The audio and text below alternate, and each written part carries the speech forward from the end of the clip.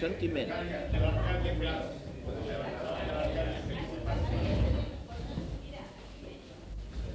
Lluís Maria, tu estàs aquí, eh? No. No, és que és el... Què és, en Ginac, que s'ha de seure allà? Home, clar. Xirinacs, fes el favor. Vine. T'has de seure allà, és un càstig.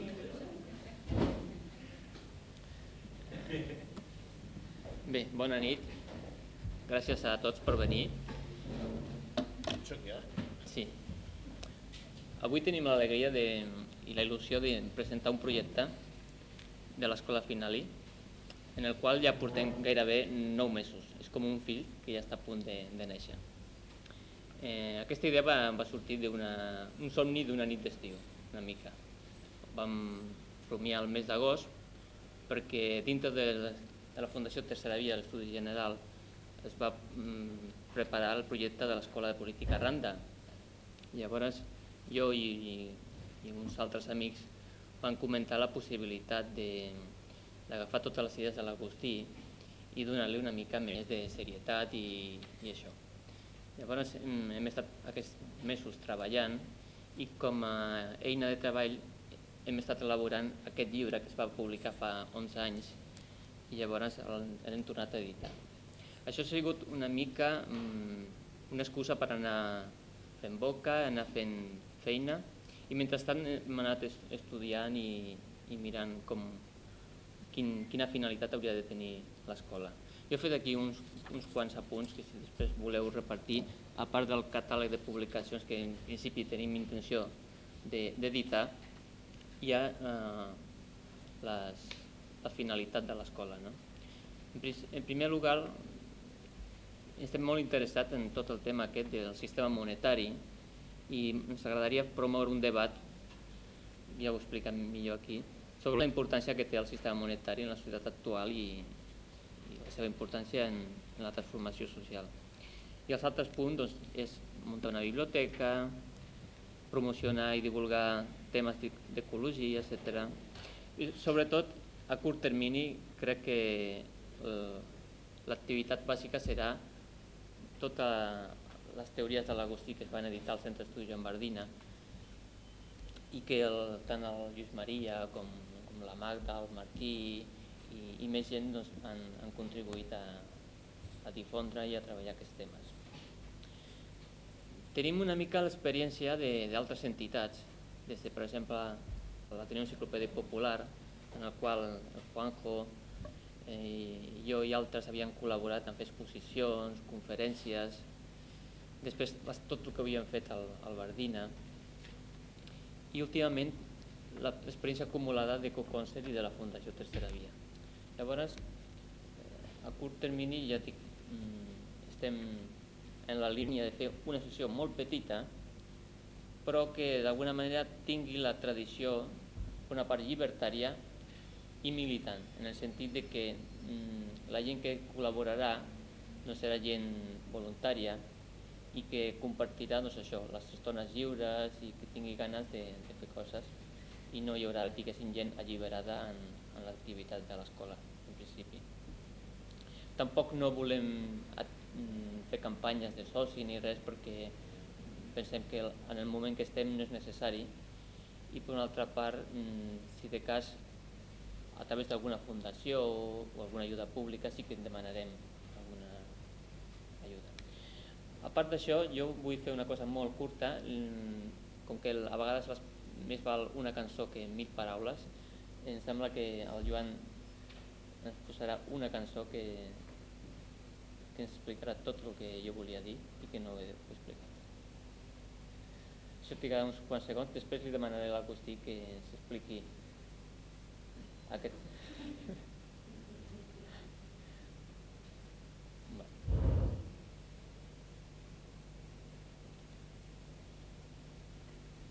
No ho fem per fardar de mitjans tècnics, és que simplement és una idea que es va donar al Lluís Maria fa temps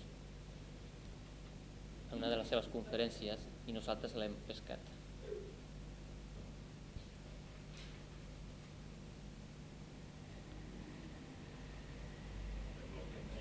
No, és que no falla la tecnologia, és el treballador, és l'empleat. La tecnologia no falla mai, el tecnòleg. Si no, ja aniré jo. Bé, jo després li deia que li demanaré a l'Agustí que expliqui si és veritat això que va conèixer al Finali o era una artimanya una mica per tenir una certa... En Finali és un resultat de la meva imaginació. Sí. El que passa és que va existir. És que jo I crec és el que em sap greu. En el fons jo crec que era una artimanya per Perquè seduir si a les no, dones boniques. tot el que ell em per va ser ensenyar interessant. podria dir que jo m'ho he inventat. Sí, sí. És a dir, en Finali va ser un gran desordre en la meva vida. En el sentit de que em va donar idees noves. Bueno, tot comença perquè un obrer del meu pare que es deia el Jesucrist de la... Bueno, li deien el Jesucrist de la Rambla del Poble Nou, no? Em va dir un dia, diu, mira, m'ha dit el teu pare que t'enviarà a l'estranger. Diu, quan tu estiguis allà, diu que la gent potser estan una miqueta més oberts que aquí, diu, estudia força. Diu, per aviam, si ets capaç de saber com realitzar els nostres ideals. Diu, perquè a Icària, evidentment, del Poble Nou, que ara l'han fet molt bé, diu, d'ideals, diu, en tenim el cap ple. Diu, i els ideals no serveixen de res si no es troba la manera de posar-los en pràctica. Aquí va començar la meva vocació de llibertari. Vaig anar a França, vaig estudiar èquits, i un dia, a Toulon, tot en sec vaig veure un cartell que deia «Le rôle du financier dans la cité». Aleshores vaig entrar-hi, encara que m'havia escapat del liceu i havia de tornar, però vaig dir ja m'arreglaré. I aquest bon senyor Finali... L'Agustí igual volen escoltar la cançó. Nunca perseguí la gloria ni declaré la memoria de los hombres míos. Yo amo los mundos sutiles, ingrávidos y gentiles como pompas de amor. Me gusta verlos parecer de soledad polar, cielo azul templar, súbitamente quebrarse, nunca perseguí la gloria. Caminante, son tus huellas el camino de nada más. Caminante, no hay camino, se hace camino al andar. Al andar se hace camino y al volver la vista atrás se ve la senda que nunca se ha de volver a pisar. Caminante, no hay camino, sino estelas en la mar. Hace algún tiempo en ese lugar donde hoy los bosques se visten de espinos, sonó la voz de un poeta gritar: caminante, no hay camino, se hace camino al andar, golpe a golpe, verso a verso. Murió el poeta lejos del hogar, que cubre el polvo de un país vecino, al alejarse viejo y llorar. Caminante, no hay camino, se hace camino al andar, golpe a golpe, verso a verso. Cuando el jilguero no puede cantar, cuando el poeta es un peregrino, cuando de nada nos sirve rezar.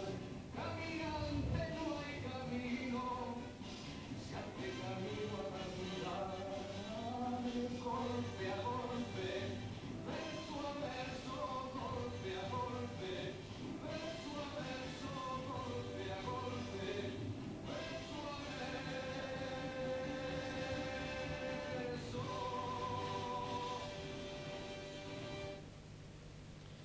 Bé, Bé, La culpa la té aquest bon xicot perquè ens ha dit que cantarien una cançó i jo he pensat que era una música de fons, perquè ho han engegat massa tard.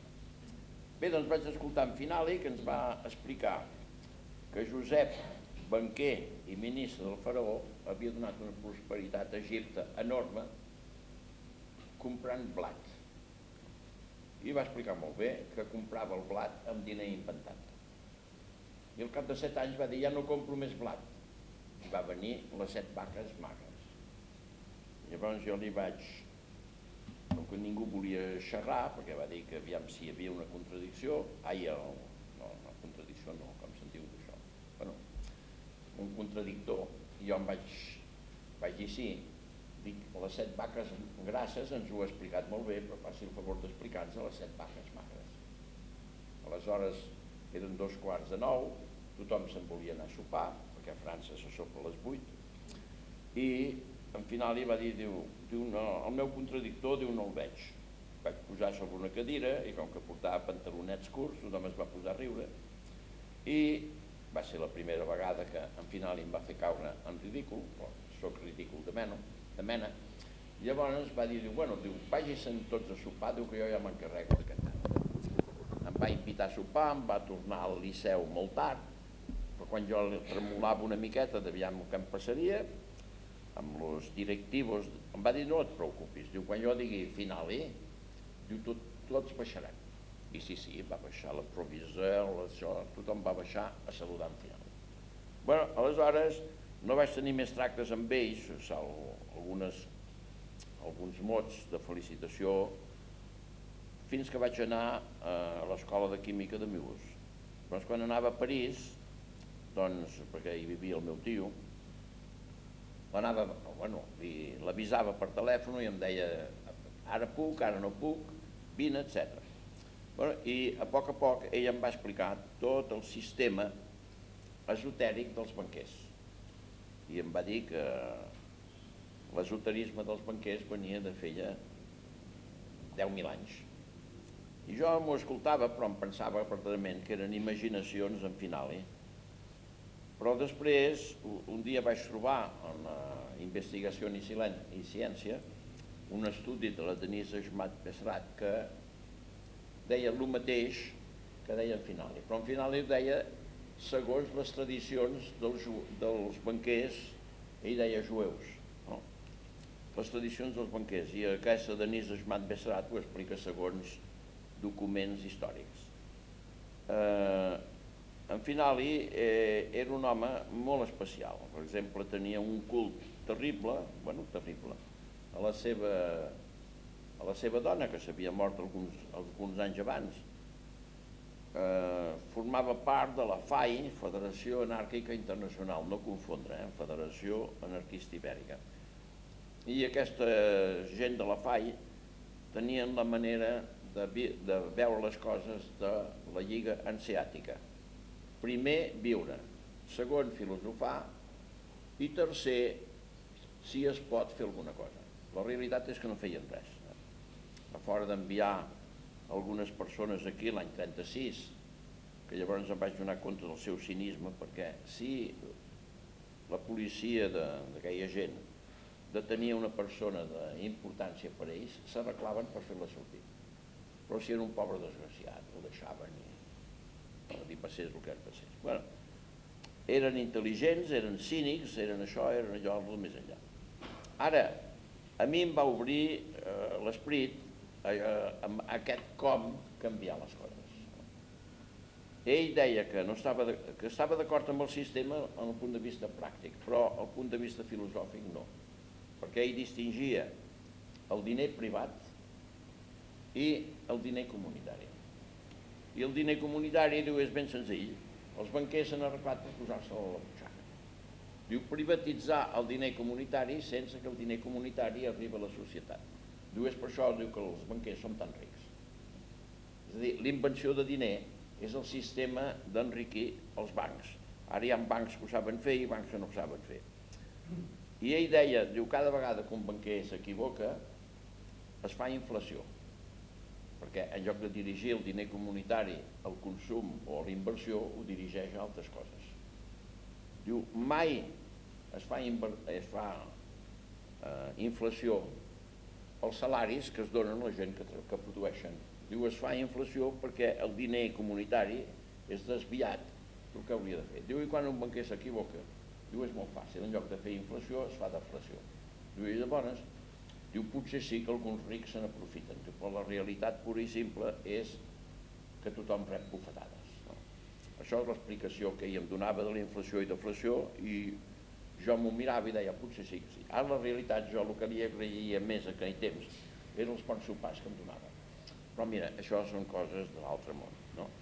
El que cal entendre és que verdaderament ells, filosofant, sabien el que es feien. Ara, al punt de vista pràctic, feien el que tothom fa, és a dir, aprofitar-se del sistema. Ara, una expressió d'ell és que la gent no són ni bons ni dolents. L'home no és ni bon ni dolent. Diu, el que és dolent, diu, és el sistema instrumental. Si l'instrument és dolent, diu, un bon fuster, diu, no farà mai res de bo amb instruments dolents. Diu, i per això contínuament els fusters perfeccionen els seus instruments. Diu, i amb la moneda, diu, no s'ha perfeccionat res. Diu, des de fa 10.000 anys està exactament on estava. No? I amb això jo crec que tenia raó. Ara bé, va començar els meus maldecaps, perquè a l'explicar això, com que ja era considerat com un xerraire impenitent i un èquits, no? Doncs ja tothom va dir, mira, aquest Agustí està més boig que una cabra, deixeu-lo estar amb un racó, i etc. Per donar a conèixer això, fa 2 o 3 anys demanava 2.000 milions de pessetes, avui dia en demano 4, no? Perquè si això s'ha de fer conèixer en petit comitè, el més desar i anar-se'n. Ara, com que té la fe, ha creat l'escola final. I, repeteixo, em sap molt greu que al final hi hagi existit, perquè, si no, tota la glòria seria meva. Ara ja no puc demanar res. No puc demanar res ni del fracàs, ni del fracàs. Bueno, ja he dit. No sé si tu, Lluís Maria, volies comentar alguna cosa. Però que en la litúrgia que ha muntat el Miquel ens ara em toca oficiar a mi, i direm alguna coseta, una mica al·lucinatòria. I cap a l'alta edat mitja, el que havia estat la Magna Grècia, que era el sud d'Itàlia, la Calàbria, la Púlia, la Sicília i tot això, que havia estat un dels llocs de màxima saviesa de l'antiguitat, havia quedat envaïda primer pels ostrogots, després pels visigots, després pels vàndals i finalment pels normands o pels vikings. I van passar una edat mitja fosca, al principi bàrbara, i sempre que hi ha aquesta incidència en la barbàrie neixen cantars de gesta, epopeies, mitologies, de paradisos perduts, de meravelles perdudes.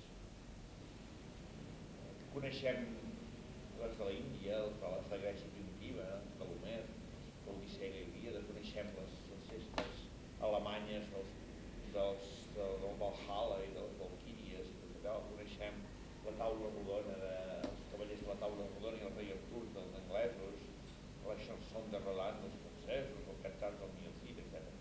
El Mediterrani, que és una cultura que quasi és una nació, doncs hi ha una espècie de mitologia que es va escriure llavors allà a la Magna Grècia. Aquesta mitologia se'n diu corpus hermeticum, és a dir, el cos hermètic. La gent, la paraula hermètic, la interpreta com una cosa tancada. Aquí hi ha una cosa sobre una empresa que té unitat hermètica, una cosa així, és un lloc que fa fred, que és una cosa tancada, que fa fred. Doncs això s'ha descobert ara, que es va fer llavors, perquè aquest corpus hermèticum s'atribueix a una antiguitat impressionant de 7.000 anys enrere, o que sigui, que s'havia escrit a l'Egipte, per això és l'epopeia aquesta, no? La mitologia aquesta, que s'havia escrit a l'Egipte, que es considerava la seu més original de la saviesa, i que a Egipte hi havia hagut un home que es deia un déu, un semidéu, que es deia Hermes, en llatí diem Mercuri, Hermes Trismegist, que vol dir 3 vegades magna, dir 3 vegades gran, el super Hermes, diríem ara, no? I que aquest havia desenvolupat una saviesa en l'antiguitat més remota, i que aquesta saviesa, que després se'n dirà la prisca teologia, que vol dir la primitiva teologia, que ell l'havia anat transmetent a savis posteriors, entre els quals hi havia hagut Moisès i Salomó, la reina de Saba, i Zaratustra, i Pitàgores, i Plató, i Filó d'Alexandria, etc. Tots aquests havien anat transmetent aquesta saviesa primitiva, i que en l'edat mitja aquesta saviesa era perseguida per l'Església i s'havia fet esotèrica. L'Agustí ha fet una referència a l'esoterisme bancari, no? Doncs, i aquesta saviesa durant l'edat mitja va ser amagada i perseguida, i a l'edat moderna torna a ressorgir. Els grans humanistes del Renaixement, sobretot de Florència, del temps dels Mèdicis, doncs tenen uns escrits meravellosos sobre el corpus hermeticum, com l'ha dit el Marsilio Ficino, i fa tots uns comentaris, etc. I va venir fins avui dia, no? Aquesta saviesa, l'Agustí, doncs, com que diu moltes mentides, una d'elles és que va existir al final, no? Doncs, no és mentida, al final va existir de veritat. Doncs diu que al final li deia que el Plató doncs, tenia una doctrina esotèrica, una doctrina amagada, diferent de la que consta en els diàlegs de Plató, encara que hi ha indicis en els diàlegs de Plató, hi ha alguns indicis. Al final hi escrivia, al final hi llegia grec directament, i, entre altres coses, llegia els diàlegs de Plató directament en grec. I li citava a l'Agustí quan era petit, quan es veu que encara anava amb pantalons curts, o una mica després, vaja, quan anava a Milús, ja tenia pantalons llargs, anaves amb pantalons de golf, llavors segurament, no, bueno, es queda de moda en un temps determinat. I aleshores, doncs, explicava que el Plató tenia unes doctrines, que les havia rebut, oi, que es transmetien oralment. Això hi ha una escola, es diu l'escola de Frankfurt, que encara ho diu això, que els escrits del Plató són exotèrics, els diàlegs.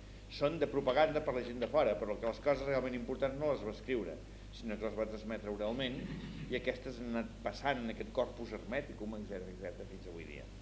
Hi ha alguns indicis en les cartes de Plató, en la carta 8ª, per exemple, que ell va anar realment a Siracusa a fer uns experiments, i com li van sortir o no li van sortir, etc.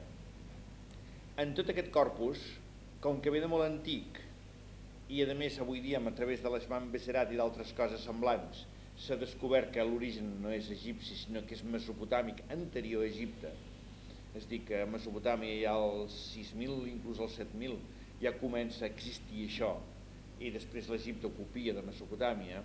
Doncs una de les característiques que hi havia era que ajuntaven amb una espècie de síntesi ben avinguda el que podíem dir la sacralitat, és a dir, el més profund de l'home, amb l'economia, que podíem dir el més utilitari i el més pràctic de l'home. I en les ciutats mesopotàmiques, en el centre de la ciutat hi havia un temple que al mateix temps era el banc, i moltes coses més. Era el magatzem dels excedents de producció, era el dipòsit de les mesures, de la longitud, del pes, perquè no hi hagués trampa. Es feia el mercat davant del temple, el mercat el controlaven, aixecaven acte notarial els escribes eren subministrats pel temple, els escrits comptables d'aquestes transaccions es guardaven en el temple, per tant la comptabilitat, els comptes corrents estaven en el temple, i per tant hi havia una simbiosi completa entre economia i sacralitat. I els sacerdots eren banquers, i això avui dia ens escandalitza terriblement, com es deia aquell, el cardenal, no, Marcuse no, és Marcinkus, oi? Que era un senyor que es dedicava al Banco de l'Espíritu Santo, etc. I ens escandalitza això, nosaltres ens agrada ben separat una cosa de l'altra. Doncs en la saviesa primitiva aquestes dues coses anaven juntes, i anaven juntes amb un bon sentit de la paraula, és a dir, amb una intenció molt gran. És a dir, l'economia té les seves lleis, però té una influència decisiva en la societat, i si la societat és responsable, és ètica, és sagrada, és profunda, ha de posar unes condicions en aquesta economia i ha d'haver-hi unes relacions molt estretes entre una cosa i l'altra. I aleshores, doncs, això es perpetua. És a dir, és curiós, ell ha citat el tros bíblic de Josep d'Egipte, que és un tros bíblic, per tant, paraula sagrada, no? En què explica com Josep d'Egipte doncs, especulava, oi? És a dir, el sentit esotèric de les finances, com ho has dit això? El sentit esotèric de les finances, has dit? Una cosa així, oi? Inventava diner. Bé, doncs està explicat això en el llibre del Gènesi, oi? Doncs està explicada com s'ho arreglava Josep d'Egipte per això, i això els jueus ho han après molt bé.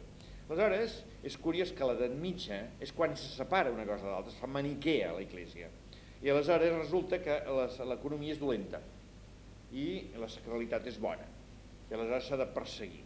I l'Església persegueix, per exemple, una de les coses essencials és el preu del diner. És a dir, no, és usura, és pecat posar preu al diner. El diner es deixa però no es pot cobrar interessos, que és el preu del diner. I aleshores els cristians tenen prohibit posar preu al diner i com que els jueus no tenen prohibit, els jueus s'hi van dedicar. I aleshores va resultar que la línia esotèrica de la banca va continuar en l'edat mitja perseguida doncs, a través dels jueus. I els jueus són els primers banquers i són els que traslladen l'esoterisme, la saviesa esotèrica primitiva fins avui dia. I no ens queixem de que els jueus són els amos dels bancs i dels bancs mundials, etc. Perquè és que els cristians els hi hem servit amb safata. I després ens enrabiàvem de que ens demanaven interessos i que ens escanyaven perquè ens havien deixat diners i esclar, volien que els hi tornéssim amb interessos.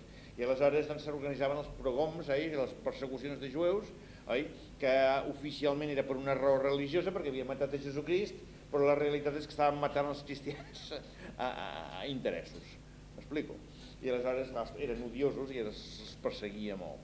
Doncs resulta que aquest Finali, el seu pare ja, que vivia a Hongria, i era un jueu, i el seu pare és el que va migrar d'Hongria fins a França i va fundar aquesta banca de París i dels Països Baixos. Altres jueus, un que es deia Meyer a Frankfurt, doncs va heredar els diners d'uns descendents de Sant Francesc d'Assís, uns pobrets, que tots els diners els recollien, els posaven en comú, i com que llavors tenien tants diners junts manaven més que ningú. I llavors els grans comtes, duques, marquesos, reis i emperadors cristians els van perseguir, van amagar els diners i van anar a parar a aquest Meyer, i aquest Meyer doncs, va fundar una banca. Aquesta banca es va estendre per tota Europa, eren jueus aquests també, i venien dels franciscans això, de descendents dels germans de la vida comuna, i són la família Rothschild, famosa, no? Un altre parent d'aquests Rothschild es deia Morgan i va emigrar als Estats Units, i resulta que al final hi s'entenia amb el Morgan i amb el Deterding, que també era un altre que estava amb el petroli, etc. I ells ja sabien totes aquestes coses i sabien la relació que hi ha entre lo social, lo espiritual i lo econòmic i lo financer. És a dir, la unitat perduda. Aleshores resulta que el pobre Cris de la Rambla, aquest pobret anarquista, s'ha quedat amb l'esoterisme, diguem-ne, social, espiritual, humanitari, etc. I al final s'ha quedat amb l'esoterisme econòmic, financer, cínic, etc. M'enteneu què vull dir? I aquesta separació és el mal. El mal és la separació aquesta. Aleshores jo espero que l'escola aquesta final ho torni a juntar tot això una altra vegada. És a dir, les dues coses les ajunti i les interrelacioni, per exemple, d'aquestes coses que posa aquí, doncs, per exemple, Precisions per un disseny de civisme, és un treball molt complet i molt llarg en el qual s'ajunten les dues coses, és a dir, es treballa el tema econòmic i s'estudien les implicacions i les conseqüències en la vida social, política, en el que l'Agustí diu la societat utilitària, la societat liberal o alliberat i la societat transcendent, que és la sagrada, no?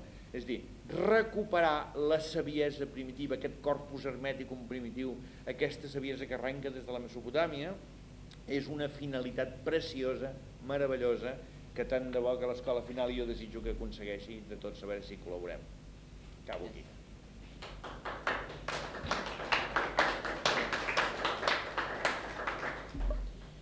Bé, aviat acabarem. Després demanaré al Jesús Lizano que es faci unes poesies que s'havia promès. Jo tinc l'avantatge de que no sé parlar bé, amb la qual és una virtut perquè no és protagonista de res. Llavors jo crec que la idea de l'escola... Gràcies pel vici que em toca. Sí. La idea de l'escola és ajudar a la gent que té coses a dir interessants i sobretot perquè tenim la gran sort de conèixer tant l'Agustí com el Lluís Maria. Ells van treballar i estudiar junts bastant temps, i tant l'Agustí, que és un especialista en coses de sacralitat i d'economia, i el Lluís Maria, que s'ha especialitzat molt en globalisme. Sí, i haig de dir que el que al final és l'Agustí és a mi. És a dir, si al final li va desordenar la vida, perquè li va introduir moltes idees noves, l'Agustí em va desordenar la meva. Perquè em va introduir tot d'idees noves i tal, que m'han rejuvenit. Tu, per acabar... Quants anys tens? Ara 23. D'aquí 4 dies en tindrà 24 i serà doctor. Bueno, te'n burlis. Digues. Jo avui he triat, dintre del model que té el Lluís Maria, té 26 àrees, i jo he triat 2 que bàsicament són les que més m'interessen i són bàsiques. Aquí després, si voleu agafar algunes fotocòpies, són aquestes les que jo he triat. Ja no n'hi ha per tots, però bueno. Aquí n'hi ha 4. Sí, és que són la base i el nivell mig. Doncs, una mica he volgut simbolitzar aquestes dues columnes i he triat 2 àrees. Una, la del sentiment, generalment són coses que no expliquen les universitats i tal, però que, segons dius tu aquí el sinònim, és el coratge, l'empenta, l'energia interior, la força, l'amistat, i que el sentiment és el que aguanta el subjecte, l'individu. Això és una de les columnes que per mi qualsevol projecte social ha de tenir en compte. Si no hi ha una força, una empenta, un coratge, una energia interior, difícilment les coses s'aguanten. I això que està en el nivell individual ho poso com a l'altra columna, l'amor, que és el que aguanta el noument, la unitat profunda i misteriosa de tot l'univers. Això se'ns podria explicar potser millor el Lluís Maria, perquè ell sempre diu que... A veure, explica tu això de la teoria de la relativitat, que dius que és l'amor el que lliga els planetes i no és la força d'atracció. No és que no sigui, és que la força d'atracció és l'amor. Bueno, aquí aquestes 2 columnes que ha triat ell, diguem-ne, es completen amb 2 columnes més, i són les 4 columnes, diguem, que donen tota la volta. I les altres columnes són les que en la civilització occidental doncs, sempre estan damunt la taula. Una columna és la columna de l'observació sensible, que és l'experiència, que funda els fenòmens. I això, l'empirisme, és la base de les coses occidentals. Tot el que es capta pels sentits i es prova per l'experimentació és vàlid, va a missa, diguem-ne, i el que no. Això és una columna fonamental. I l'altra columna li poso el signe i l'objecte, és a dir, les coses, els objectes, no?, en tant en quant valen, és a dir, inclús el jo el mirem més com una identitat que no pas com una sorpresa. És a dir, aquí en la columna aquesta el subjecte està basat en el sentiment, però normalment doncs, mirem les persones com a coses, és a dir, l'home objecte. Quan diem que jo sóc constant, que tinc el mateix cognom sempre, que visc en un lloc determinat, el carnet d'identitat, és a dir, i tots fem un esforç desastrós d'identificar els altres, d'uniformar-los, de tenir un clitxé, de tenir un cartellet, i de dir, ja sé qui és aquest, ja sé qui és, quan en realitat una persona és el que no sabem qui és, i si no, no és persona. És a dir, que objectivem tot, allò que diuen la mujer objeto, pues l'hombre objeto igual. Una persona la classifiquem no per la sorpresa, sinó per la constància. Aleshores, entre el fenomen i l'objecte es delimita tota la cultura occidental. Llavors, això és precisament tot el contrari, això ho ha triat ell, no ho he triat jo. Ha triat ell precisament aquest contrapès. El subjecte, per una banda, més enllà, tota experiència necessita un experimentador. Aquest és el subjecte. I aleshores tot objecte requereix un noumen, que és el fons profund dels objectes, que és el que fa que els objectes doncs, siguin el que són i rebin la força que tenen i la constància i tot això. I aquí doncs, ell ha posat aquestes dues coses, no? I aleshores, doncs, així com a nivell de fenòmens les coses lluiten entre elles, és guerra perpètua, i uns se substitueixen als altres esdeveniments, el mercat, per exemple, doncs és guerra, però també ve dels animals, i de les plantes, i dels minerals, l'antagonisme, doncs en lo profund és tot el contrari, és a dir, hi ha un amor universal, hi ha una confluència universal, hi ha una pau universal, etc., que és el que fa que les coses siguin comunió i no siguin guerra. Llavors ell ha insistit en aquests aspectes. Jo en el model meu poso que hi ha guerra per fora i comunió per dintre, i la guerra no és dolenta mentre en el fons hi hagi comunió, i la comunió no és dolenta si hi ha guerra fora, però la comunió sense guerra és la unitat uniformadora que mata, que desfà les coses. I la guerra sola, la guerra per exemple de Bòsnia, sense que hi hagi una fraternitat bàsica, oi? La guerra per exemple ritual que tenen els cérvols o que tenen els llops, oi? Que lluiten entre ells, oi? El mascle conductor, això és una guerra ritual. A l'edat mitja encara es conservaven aquestes guerres rituals, almenys en bona part. Això s'ha perdut si heu vist pel·lícules de l'oeste, no? D'aquestes dels indis. Els indis entre ells tenen unes lleis, tenen un honor i tenen unes coses, i si es perd això llavors la guerra és terrorífica. Però si suprimim totalment la guerra desapareix tot l'estímul per viure, i llavors seríem una pasteta tots plegats. És a dir, l'amor sol és una pasteta, i la guerra sola és un desastre. Llavors no sé si això... He volgut destacar només dues àrees, però evidentment són 26.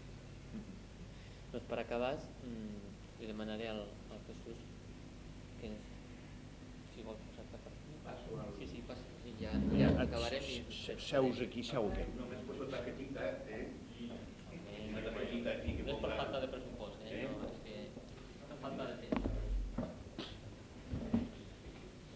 Continuando la liturgia, como muy bien ha dicho Luz María, preparada por nuestro amigo, y haciéndome un poco, tratando de ver estos pocos poemas que voy a leer, de alguna manera, cómo podían encajar un poco con el contexto de este acto.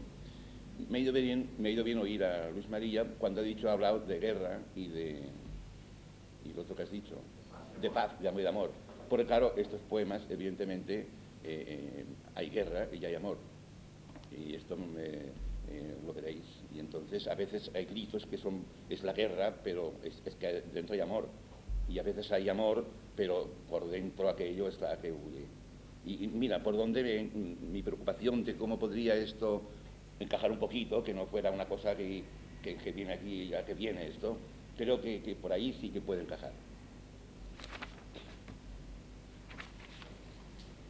Que claro, a mí los poemas cuando los leo me gusta hacer comentarios, pero en esta ocasión el tiempo que se dispone no me va a permitir, a no ser que sea una cosa muy rápida. Pero bueno, vamos a empezar. El culpable.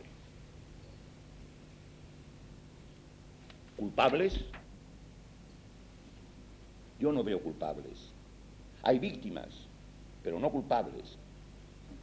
Todo nos condiciona, nos vive, nos arrastra, confunde y desordena. No puedo culpar a nadie. Pero a la vez, pobre de mí, ¿qué oigo desde que yo era un niño? ¡Culpable! ¡Culpable! Todos me acusan, juzgan y sentencian. ¡Culpable! Y tengo sueños pesadísimos, un punzante dolor punzante, un dolor de cabeza inmenso de cabeza. Mi cuerpo sufre y mi alma tiembla. Si no encuentro culpables, si para mí nadie es culpable y todos me señalan y gritan culpable, soy en verdad culpable, el único culpable, el culpable. Así que debería acudir a las montañas, descender por todas las calles, asomarme a todos los abismos y gritar con todas mis fuerzas, culpable, soy culpable, el culpable.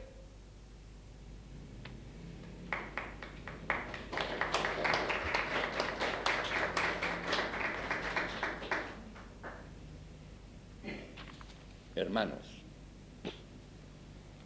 sois mis hermanos, cosas, animales, astros, ríos y selvas turbadoras. Hermanos sois, minutos, días, horas, seres enanos y descomunales. Hermanas, las auroras boreales, las tormentas, las playas, faunas, floras, las calladas especies, las cantoras, los fuegos y las tierras virginales. Y las cuevas, las lunas y los vientos, todas las variaciones y aventuras, el grito hiriente y el rumor lejano, todos los infinitos fundamentos y todas sus extrañas criaturas. Tú incluso, hombre terrible, eres mi hermano.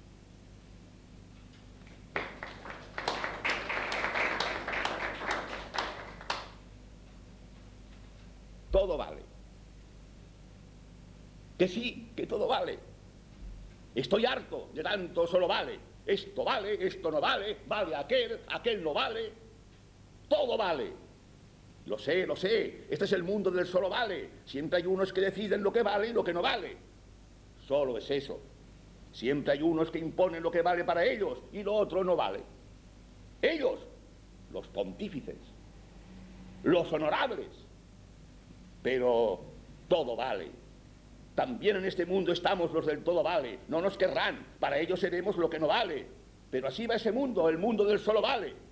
Aquí nos salvamos todos, o aquí no se salva nadie. Que sí, lo sé, todo vale, mamíferos, todo vale.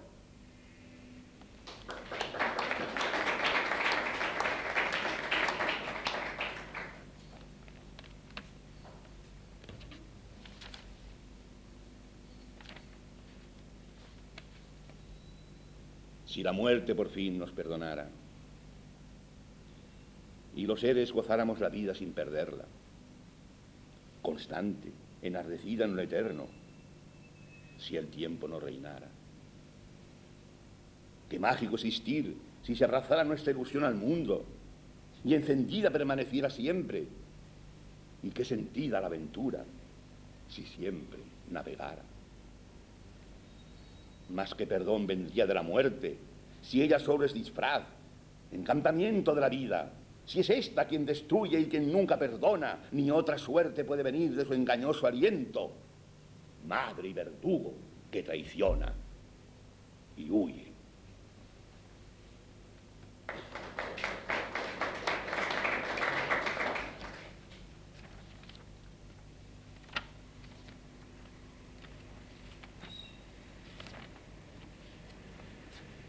Rara síntesis.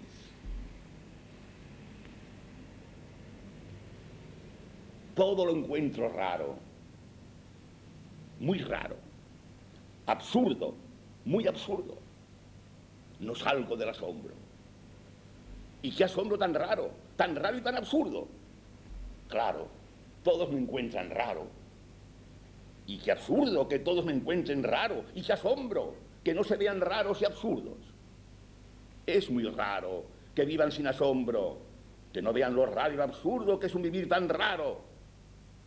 Todo es raro, muy raro. Qué universo tan raro, y qué asombro, y qué morir tan absurdo y tan raro, qué asombro tan absurdo y qué absurdo tan raro. Claro, todos me encuentran raro.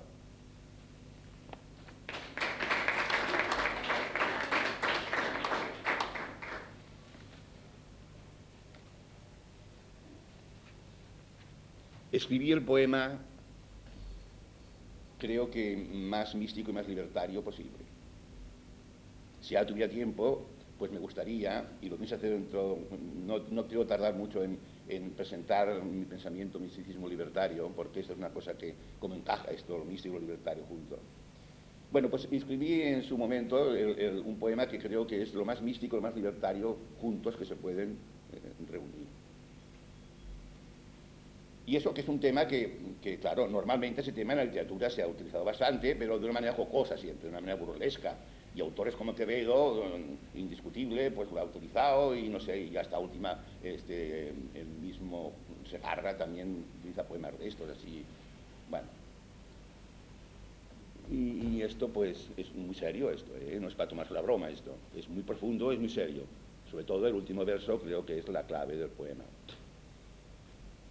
A la mierda. Mierda. Yo te saludo complacido. Cuando sales patética y caliente, luego de abandonar en el crujiente alimentado cuerpo tu sentido.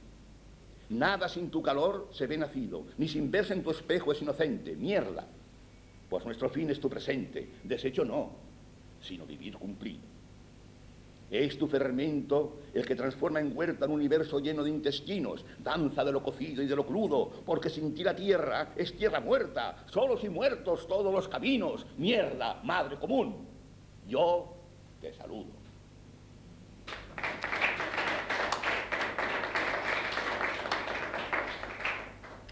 Y aplausos más flojitos. Bueno, ¿cuánto me queda? ¿Cuánto dispongo? 10 minutos más, por ejemplo. ¿Cuánto sigo? ¿Sigo 10 minutos más? ¿Un par de poemas más? Está muy muerto esto. Hoy no soy capaz de... No puede ser esto. No soy capaz de... Si la poesía no es capaz de mover los ánimos, no. Sí. Vamos a ver. Voy a leer un par de poemas más.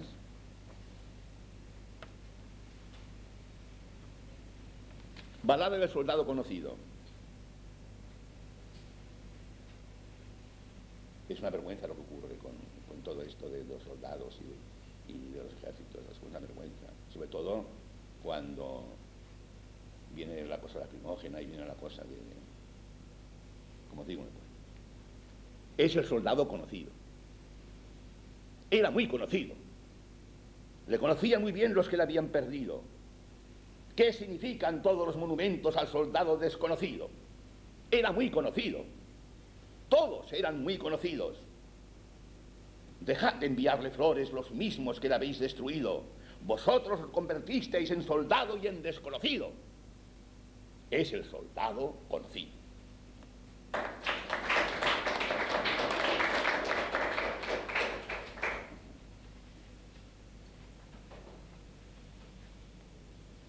A la soledad.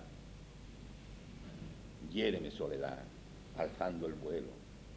Funde mi sentimiento en tu templanza, y luz será cuanto el mirar alcanza. Siempre esa luz me ha atormentado anhelo. Arroja de mi faz velo tras velo. Úneme en alegría la añoranza, pues solo ha de salvarme tu alianza, solo ha de consolarme tu consuelo. Hiéreme fieramente, esencia herida, hiéreme hasta encontrarme lo perdido entre lo humano por buscar lo humano. Alienta mi verdad en ti advertida, y así, en silencio, por el mundo herido, llévame como a un niño de la mano.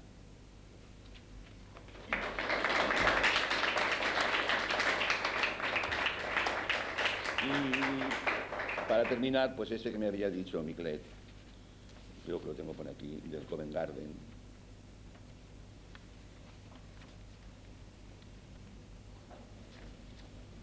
El Covent Garden es ese, bueno, ya os sabéis, aquel famoso y grandísimo mercado de flores y de frutos que había en Londres.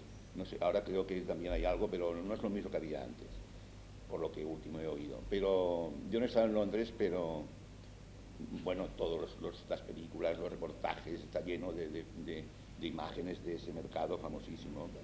Y lo que a mí me llamaba la atención pues es esta mezcla, de esta coexistencia de flores y de frutos. Y escribí este poema, que, perdonad un momento, que está por aquí, con el que podíamos terminar esta pequeña...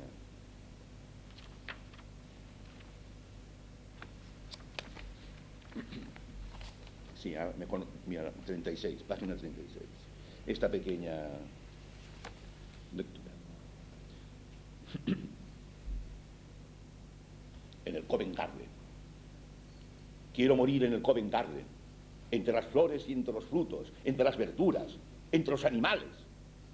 Quiero morir junto a los carros que transportan cebollas y tomates, junto a las rosas y a los jazmines, entre melones y guisantes, entre azucenas y coles, en el Covent Garden, en el Covent Garden.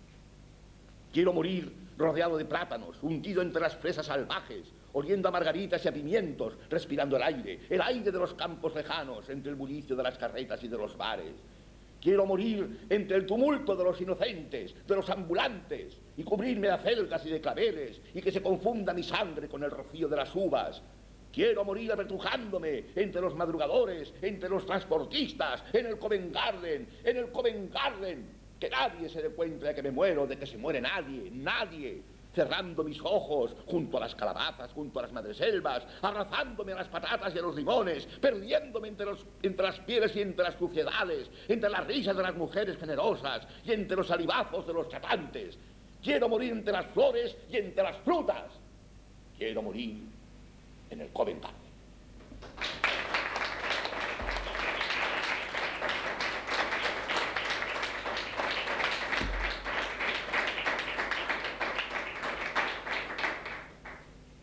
No es proporcionado el aplauso a la poesía. Por eso aplaudimos poco. No porque sintamos menos, sino porque esto es calidad y lo otro nada más es cantidad. Porque somos débiles. Caramba. Vaya poesía que te he hecho. Caramba. Bueno, pues Si voleu prendre alguna cosa... para terminar la liturgia, ¿no? Ahora viene el ágape. Sembla que... Jo crec que començarem ja, no? Escoltem... Escolta, vas a donar un joc de cartes i aquest